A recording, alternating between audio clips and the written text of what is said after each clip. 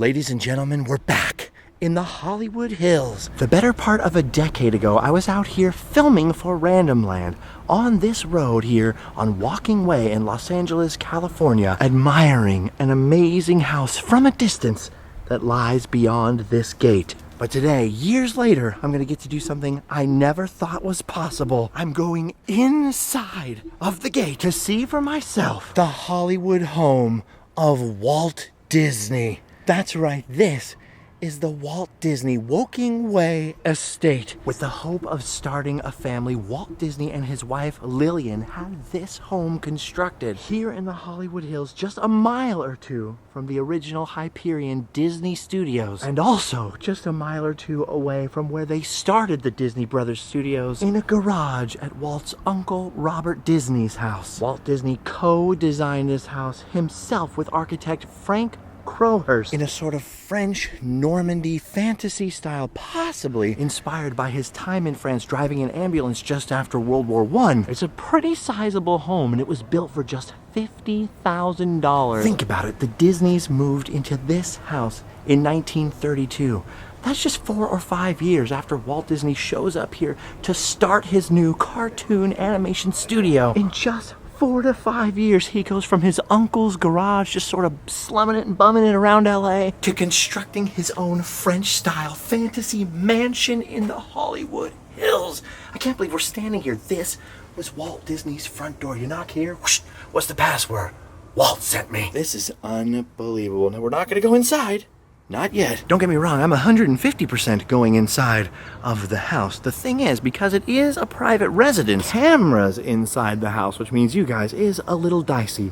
But there is something amazing that we can look at besides just this front portion of the home. Let me take you around the back and show you the coolest thing I've ever laid my eyes on. Behind the home, out in the backyard, is maybe one of the most important places in Disney theme park history. I'll explain in a second. First, I want to tell you, even though we can't go in it, that up there is the sort of solarium off of Walt Disney's private office over the garage. You can picture Walt coming out that door, looking out over his landscaped lower garden, probably having a few cigarettes, knowing old Walt. Incredible.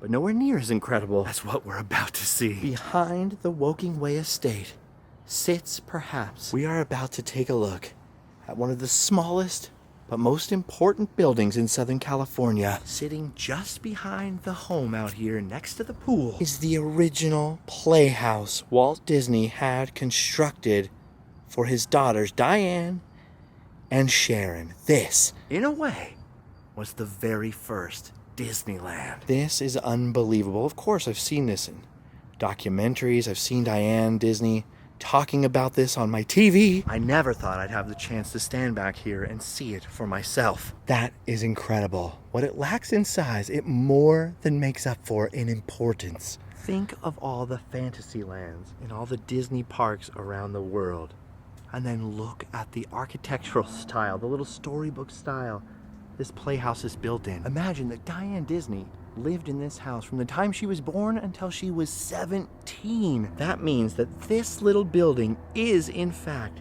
the fantasy playhouse where Walt Disney would have seen his daughters laughing and playing. And if, as he said, it was his daughters, having fun with his daughters that inspired Disneyland, then it really all started right back here. Dude, I am really having a moment back here. I was born and raised and lived within 2 miles myself of Disneyland. As many of you know, I attended Walt Disney Elementary School in Anaheim. The man born to an impoverished family in Chicago, Illinois, who spent 3 years in the Midwest in a tiny town called Marceline, that would inspire him to fight through all life's challenges to build this house in the Hollywood Hills, who brought laughter and joy to millions of people, has always been a hero of mine. And of course, if I'm talking about Walt Disney and being from Anaheim, he basically built my hometown in a lot of ways, the modern version of it. I feel incredibly humbled and honored to be up here. It's just a little bit of a trip. I just need a moment. Wow. Look at this. Look at that view. Downtown LA out there, the Pacific Ocean.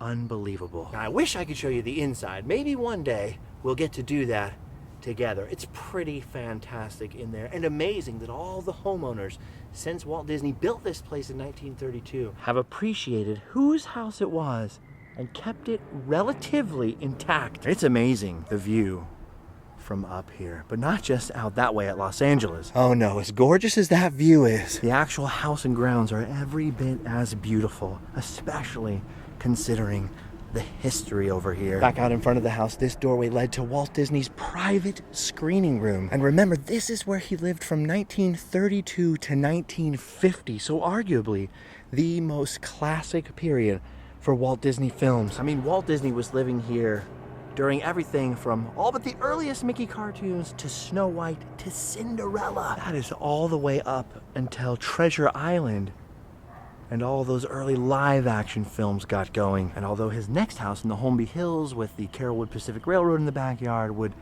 more directly inspire Disneyland in some ways, this was the place the Disney family truly considered home. Dude, incredible. Think about it. This was Walt Disney's door knocker. This is Walt Disney's doorbell, door handle. This was Walt Disney's mailbox. Smells like fantasy. This is awesome. All right, the sun is going down. I'm about to head inside the house real quick. You guys watch the sunset, and we'll meet up in a second.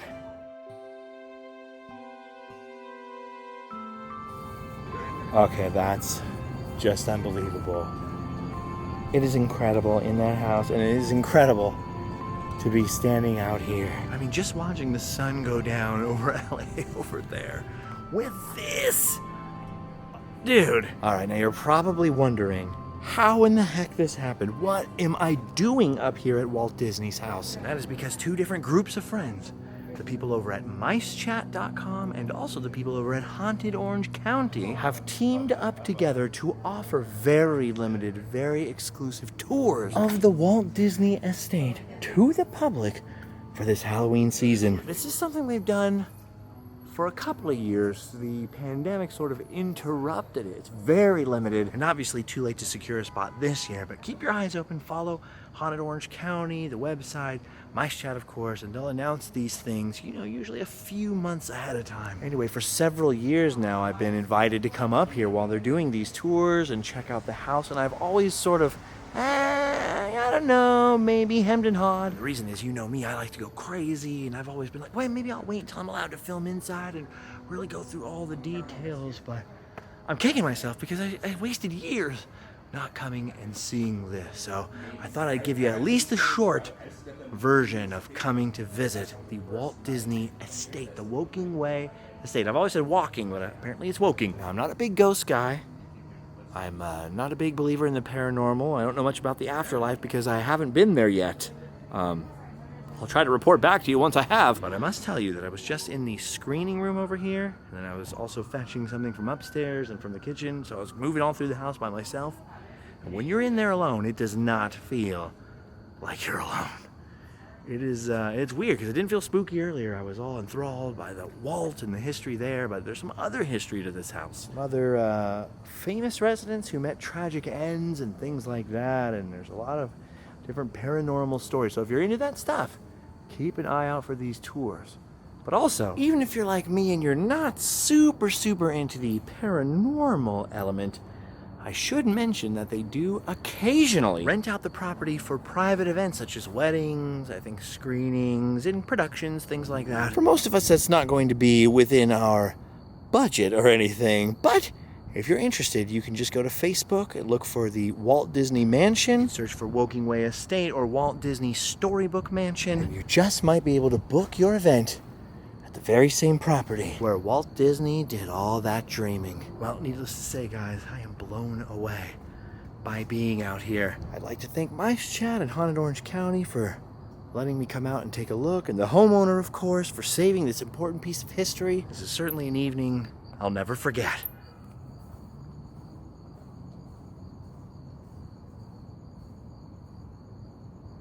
And sure, unfortunately, for the moment, we weren't able to show you any interiors, but you never know. I never thought I'd even get to come stand up here, so don't let your heart be filled with sorrow.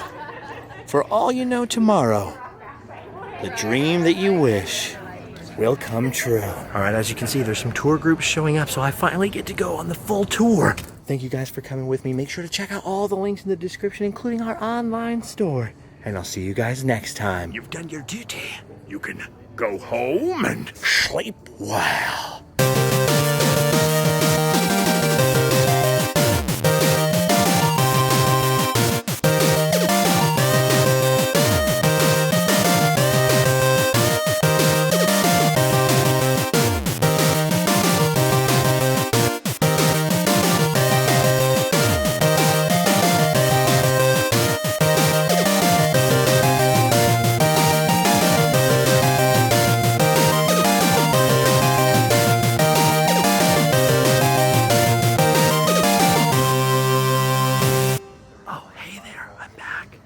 Just giving another tour out here. Did I mention it's a candlelight tour? LED candles, but still very spooky, very cool. I learned something I thought I'd mention. I learned that this isn't the original pool, which is what I thought. I mean, I've seen all the old documentaries and old photos and old film of Walt Disney and the girls playing in the house and their old pool, and I don't remember them being so close together. Turns out the original pool is in the yard behind this hedge next door, because the original property was much bigger and got subdivided up. Hear that? That's LA for ya. Anyway, I just wanted to give you a little update since I now have taken the tour. This house is spooky. Believe what you want or don't believe in nothing, that's fine with me. But that is a spooky house. And I just wanted to mention, by the way, that they don't just give tours during the spooky times. They are going to have some Thanksgiving events, maybe some Christmas events, and of course, during the rest of the year, the tours all center around the history of the home itself and the Disney connections, all those good, happy thoughts. So if you're not into awakening the spirits and all that kind of stuff, then those tours would be the ones for you. Like I said, go to Facebook, look up the Disney Mansion. I'll try to put it in the description. But don't forget, store.randomland.com. Christmas is coming. I'll see you guys real soon. Later.